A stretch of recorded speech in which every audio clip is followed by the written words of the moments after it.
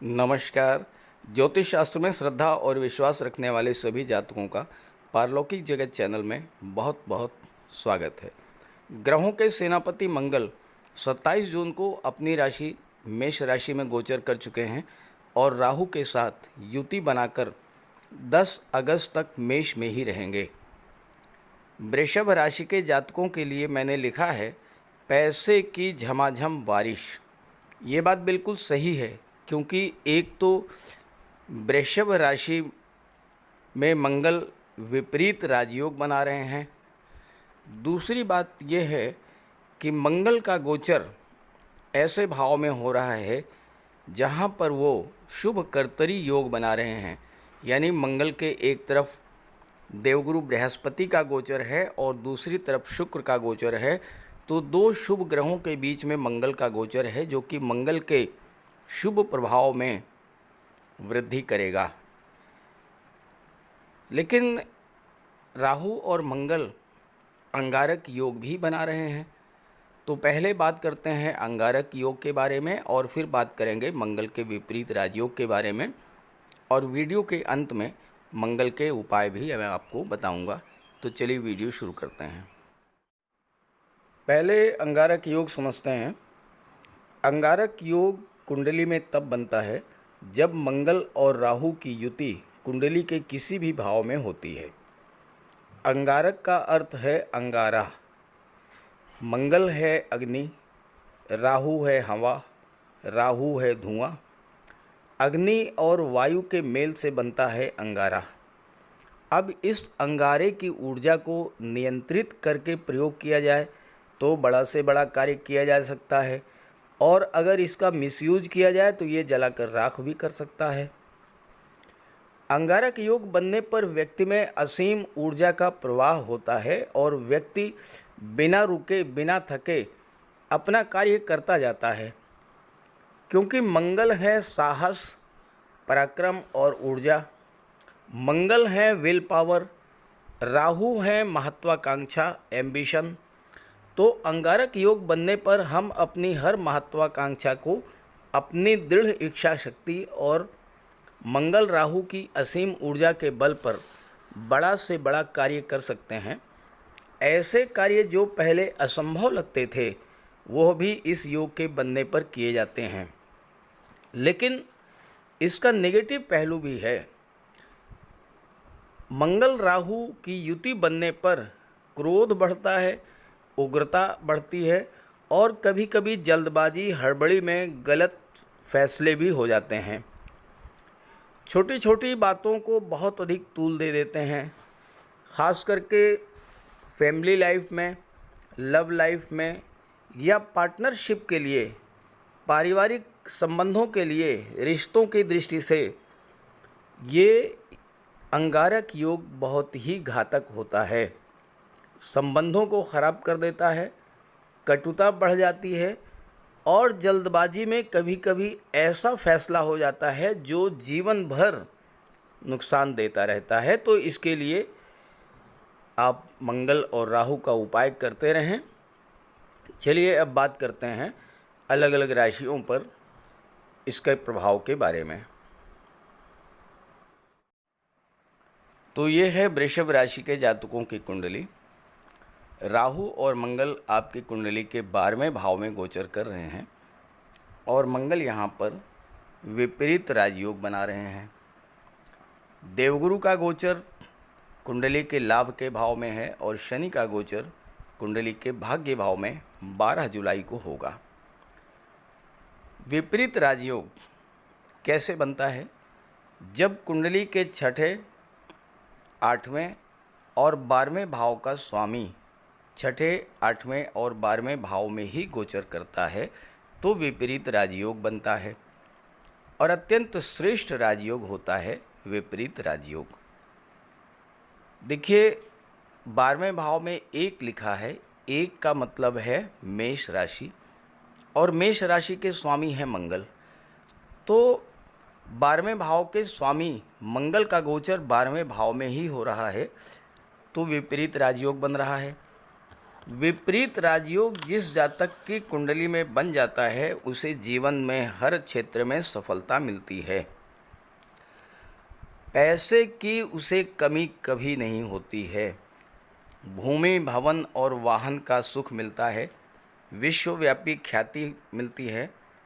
और ज्योतिष शास्त्र का कहना है कि ऐसा जातक धन धान्य से युक्त होता है, उसे पुत्र की प्राप्ति होती है।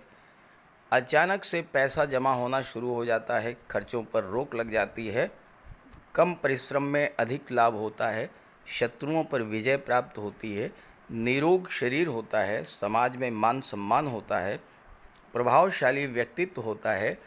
ऐसा जातक मित्रों, परिवार, जीवन साथी और बच्चों के साथ सुखमय जीवन व्यतीत करता है।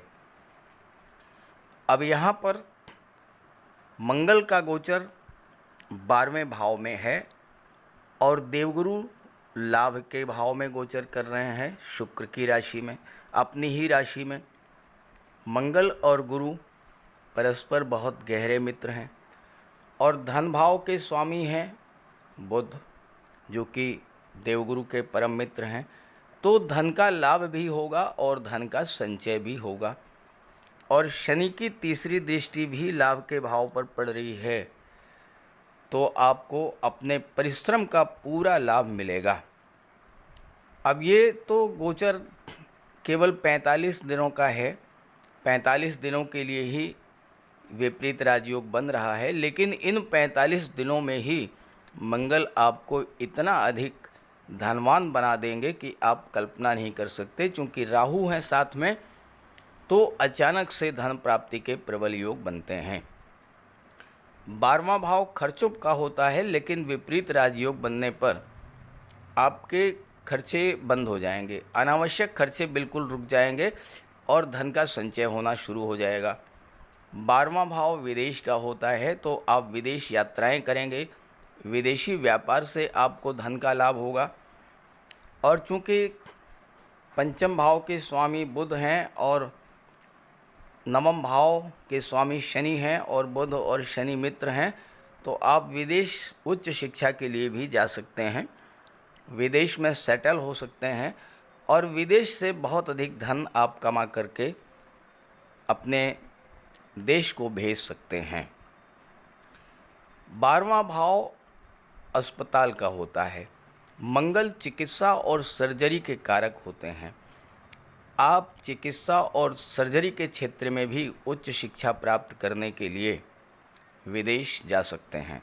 साथ ही साथ चिकित्सा के क्षेत्र में, सर्जरी के क्षेत्र में कुछ ऐसा करेंगे आप जिससे आपको धन भी प्राप्त होगा, नाम और यश भी प्राप्त होगा। मंगल गेम्स और स्पोर्ट्स के भी कारक हैं और आप गेम्स और स्पोर्ट्स के क्षेत्र में विदेश जाकर के अपनी प्रतिभा का प्रदर्शन करेंगे और देश के लिए मेडल जीतेंगे और अपने लिए मान सम्मान और धन की प्राप्ति करेंगे।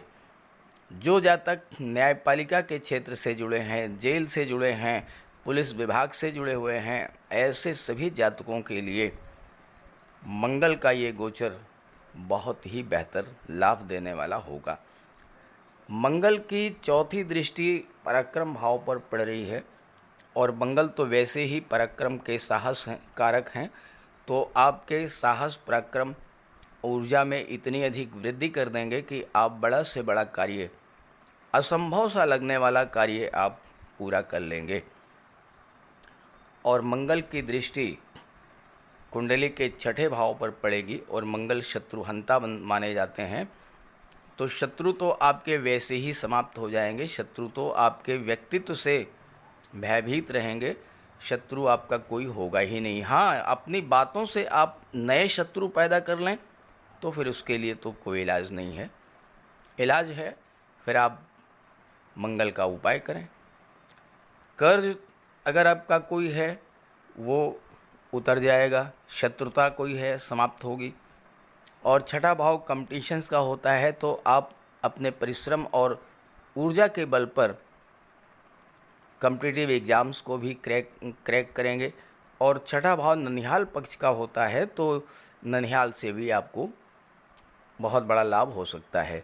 चूँकि मंगल राजयोग बना रहे हैं तो स्वास्थ्य संबंधी किसी पुरानी समस्या से भी आपको मुक्ति मिल सकती है। कोर्ट कचहरी में कोई मैटर काफ़ी दिनों से पेंडिंग था, उसमें फैसला आपके पक्ष में आ सकता है, या सुलह समझौते के तहत वो मामला डिसाइड हो सकता है। किसी से कोई प्रॉपर्टी विवाद था, कोई शत्रुता थी, वो दूर हो सकती है। तो इस तरह से आपको मंगल का ये जो गोचर है 12वें भाव में विपरीत राजयोग जो बन रहा है, इसका बहुत बड़ा लाभ 45 दिनों तक मिलेगा।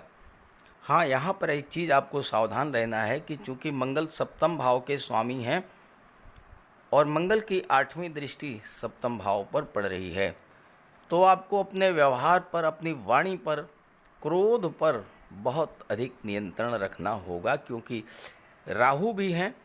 राहु छोटी छोटी बातों को बहुत अधिक तूल दे देते हैं और ज़रा सी बात होगी वो एकदम भयंकर विस्फोट जैसा होगा।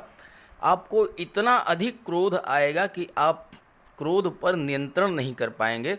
जल्दबाजी में कोई गलत डिसीजन ले लेंगे, फिर वो फैसला जो आपने लिया जल्दबाजी में, वो आपको जीवन भर कष्ट देता रहेगा।